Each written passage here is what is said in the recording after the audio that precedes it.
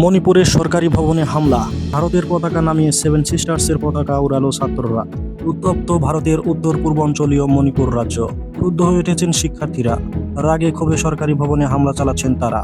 সোমবার স্থানীয় সময় সকালের দিকে মণিপুরের রাজভবন ও জেলা প্রশাসকের ডিসি কার্যালয়ে হামলা চালান শিক্ষার্থীরা।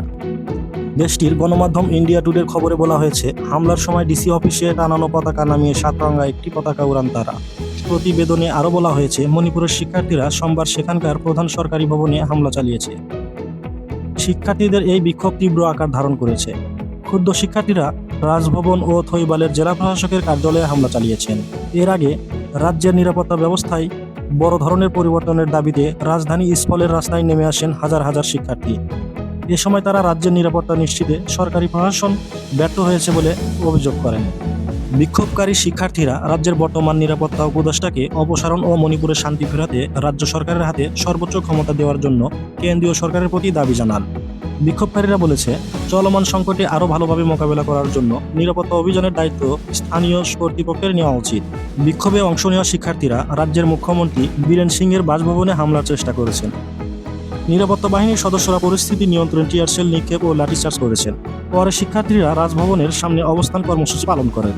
সামাজিক যোগাযোগ মাধ্যম ফেসবুকে মণিপুরের বিক্ষুব্ধ শিক্ষার্থীদের সরকারি অফিস থেকে একটি পতাকা নামিয়ে সেখানে নতুন আরেকটি পতাকা উড়ানোর ভিডিও ভাইরাল হয়েছে।